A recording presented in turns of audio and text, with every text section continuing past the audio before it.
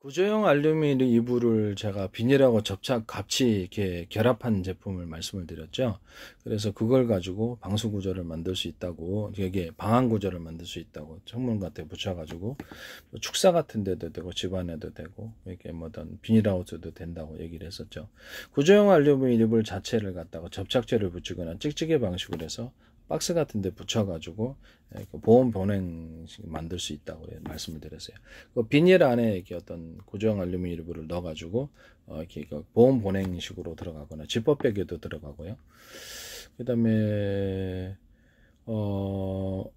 약간 그 아이스박스 같은데도 이렇게 아예 이렇게 장착을 해가지고 이렇게 좀 더 보온 보냉이 잘 되도록 그런 아이스박스 만들 수 있다 그랬죠. 그 다음에 스티로폼 사이에 두꺼운 스티로폼 사이에 이것을 넣어가지고 비닐이나 또는 구조형 알루미늄을 넣어가지고 보온을 약간 열의 반사, 열의 복사 현상을 일으킬 수 있다고 제가 말씀을 드렸습니다. 그와 같이 하셔도 제 기술입니다. 기존에 단열재하고 단열재에다가 구조형 알루미늄을 결합해가지고 이렇게 만들 수도 있어요. 그렇게 되면 훨씬 우수한 열의 어떤 열반사 효과가 일어나가지고 그래서 훨씬 더 단열의 효과가 좋습니다.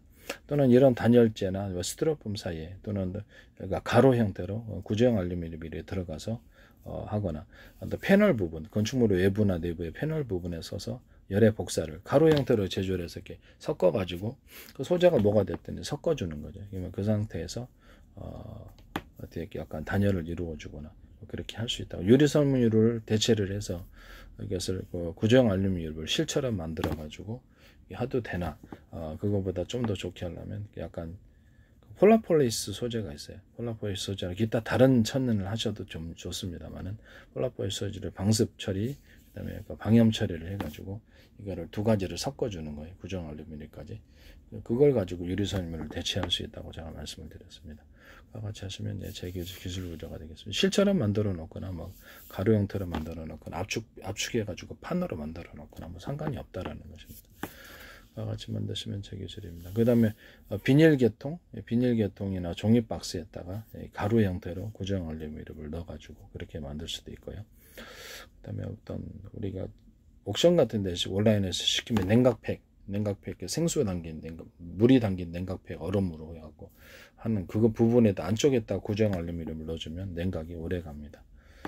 그 다음에 아스팔트 같은 데도 약간 구조형 알루미늄을 프로테이지를 따라서 너무 뜨거운 적에는 좀 못할 것 같습니다만 그렇게 넣어주면은 햇빛에 이제 열의 반사가 이렇게 있잖아요, 지면에. 그러면 그걸 따라서 눈이 빨리 녹는 거죠. 이런 것들에 대해서도 제가 말씀을 드렸죠. 그리고 아스팔트 부분에 아스팔트하고 제가 이렇게 어떤 시멘트 몰타르의 결합. 그래서 이렇게 그 아스팔트에다 심지를 심어준다 그랬죠. 그래서 약간 잘 미끄러지는 곳 이런 데는 안에 밑에는 이제 콘크리트 층이 좀 들어가고 위에 돌출된 부분이 있어가지고 이렇게 자동차 언덕벽이나 어떤 미끄러지는 쪽에서 이것 때문에 덜컹거려서 이렇게 큰 사고 나면 안 되잖아요. 그 정도까지 표면을 거친 시멘트 층을 이렇게 사이사이에 심어줌으로써 가로 세로 대 같은 어떤 형식이 됐든 심지를 심어주는 거죠. 나머지는 다 아스팔트고 이렇게 그 부분만 이렇게 콘크리트 층에 들어가고 밑에는 겉에 돌출된 부분보다 좀 넓게 처리를 해서 자동차가 무게가 있으니까 얇으면 되게 패이겠죠. 그렇기 때문에 콘크리트 층을 넓게 되게 가지고 이렇게 만들어 놓을 수도 있습니다. 콘크리트 층이나 벽돌 층도 괜찮은데 벽돌보다는 콘크리트가 훨씬 더 안정성이 있다고 저는 생각합니다. 그거 같이 만드시면 제 기술을 다른 소재, 콘크리트가 아닌 다른 소재를 금속 소재를 하셔도 되는데 변형이 쉽단 말이에요. 그래서 이게 차라리 단가 대비해서 이게 낫지 않나라는 생각이 그렇게 하시면 이제 제 기술 우려가 되겠습니다. 그리고 아스팔트 사이사이에 어떤 제가 이렇게 시멘트 자갈을 만들 수 있다. 시멘트 몰타를 그냥 동그랗게나 네모나게 자갈 형식으로 크기별로 만들어서 작은 알갱이로 만들어야 돼요. 그래서 그걸 가지고 건축물의 소재 삼으시면 제 기술입니다. 건축물 질 때 그걸 집어넣으면 자갈 대신 단가도 싸고 그 방법을 제가 말씀드립니다. 건축물 공법을 할 때도 제가 이런 것을 사용할 수 있게 자갈 구조로 넣으면 굉장히 단단한 건축물이 만들어진다고 제가 말씀을 드렸었어요.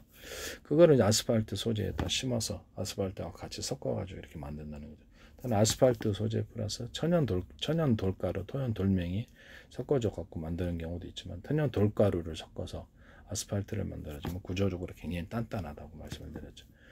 그와 같이 만드시면 제 기술 우려가 되겠습니다.